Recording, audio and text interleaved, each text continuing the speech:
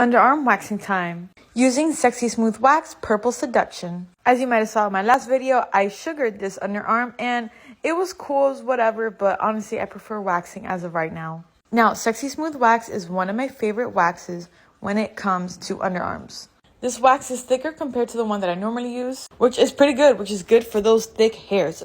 And you'll find those a lot in underarms and Brazilian. And you guys know how much I hate this strip, okay? I hate the first strip. You're gonna see in a second how slow I rip it because I don't have a second person helping me. That was so painful, everybody. I know it doesn't really focus, but look at that. Look at that dead skin. Look at that rug.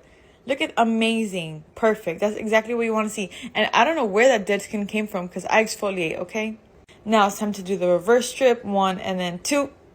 Awesome. Now look at that dead skin. Amazing. This is why I love this wax. It takes out everything. Your hair, your dead skin, everything. And here's the results. I definitely recommend this wax. See y'all next time.